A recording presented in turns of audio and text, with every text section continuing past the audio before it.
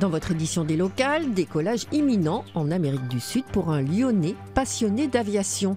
Le pilote va participer au raid Latécoère, un périple dans les traces des pionniers de l'aéropostale.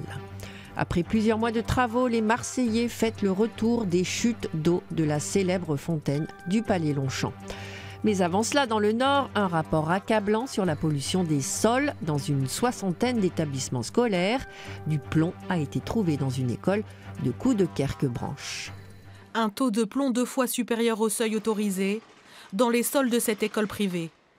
Une enquête des services de l'État a relevé un taux de 240 mg de plomb par kilo de terre, avec un risque pour les enfants, notamment en cas d'ingestion.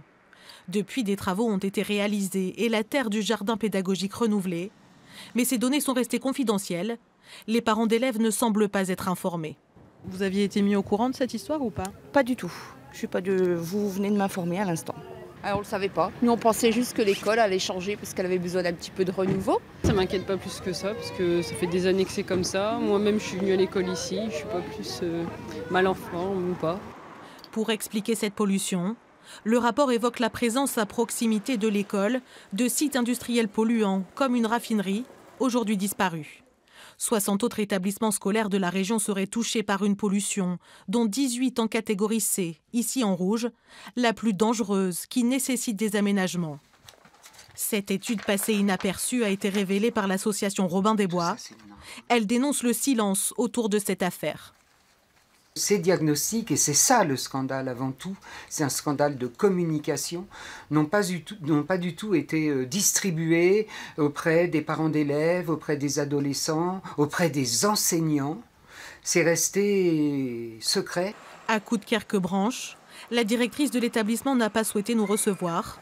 Quant à la mairie, elle estime n'être pas suffisamment informée. Après plusieurs mois de travaux, la fontaine du Palais Longchamp à Marseille a retrouvé toute sa splendeur. Les habitants célèbrent le retour de l'eau qui circule désormais en circuit fermé dans les bassins. La fontaine du Palais Longchamp en majesté. Les Marseillais l'ont retrouvée enfin avec ses chutes d'eau, leur bruit vivifiant, leur mouvement apaisant. Ils célèbrent le retour de l'eau dans les bassins à coups de selfies souriants. J'habite juste ici à côté de Longchamp. J'aime bien venir tout le temps ici. C'est très beau. Voir l'eau coller et tout, c'est trop beau. Il faut dire qu'ils ont trouvé le temps long. Durant toute la période des travaux, 10 mois, 1,2 million d'euros, qui ont permis de rénover les canalisations, d'instaurer un système de circulation de l'eau en circuit fermé, en rupture avec la tradition de gaspillage de la ressource. C'est important de fêter avec les Marseillais la re-arrivée de l'eau à Marseille depuis 1830. Donc voilà, on refait en 2018 l'arrivée des grandes eaux à la fontaine Longchamp. Pour célébrer l'arrivée de l'eau de la Durance dans la ville, Espérandieu érige ce monument avec des sculptures allégoriques, symboles de l'abondance qui inonde le territoire à jamais. Après Longchamp, d'autres fontaines seront remises en eau dans les mois qui viennent sur le principe du recyclage de cette ressource plus précieuse que jamais.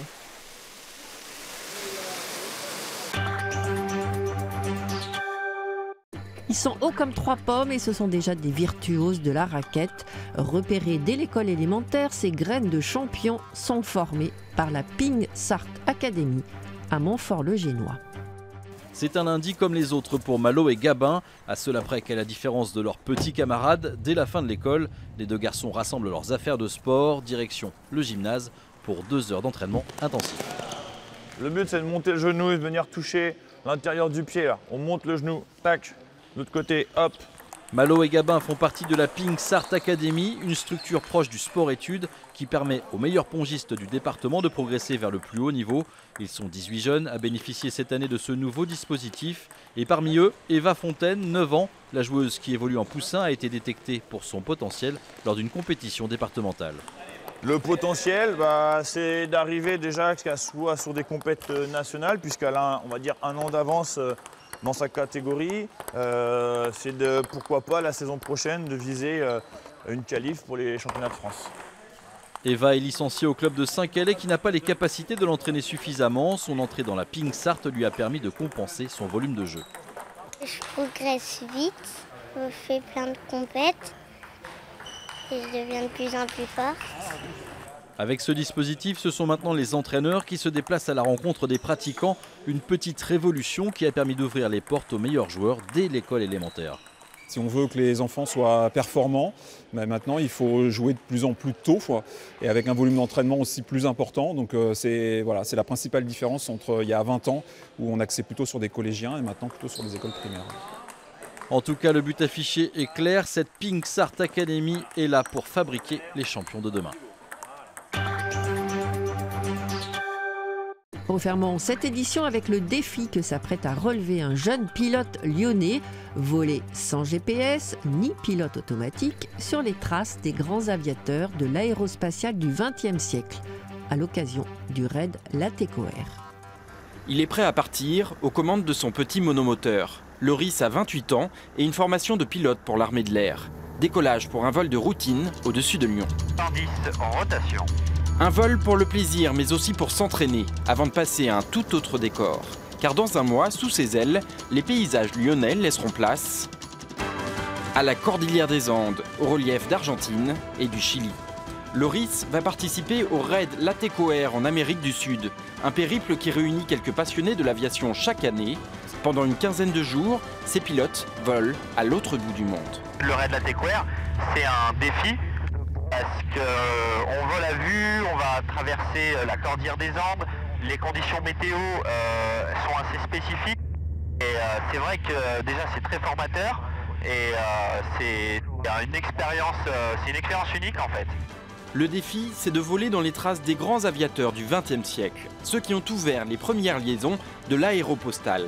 Ces pionniers de l'aviation partaient parfois avec une simple boussole. Comme pour leur rendre hommage, Loris naviguera sans GPS ni pilote automatique. Ça a lancé l'avenir en fait. Ce qu'ils ont fait en fait, ça a ouvert toutes les lignes qu'on a aujourd'hui. Toutes les ouvertures de lignes, en fait, ils ont réussi à relier les hommes en fait. De partir d'une ville, de voler jusqu'à une autre, d'établir une ligne. Et aujourd'hui encore, on utilise les mêmes. Ok, 1300 pieds. Fox Papa Golf, passant November Alpha 2000 pieds. En hommage à ceux qui ont relié les hommes, Loris tentera lui de relier les époques. Il traversera les mêmes paysages, suivra les mêmes parcours, au service d'un même plaisir, voler.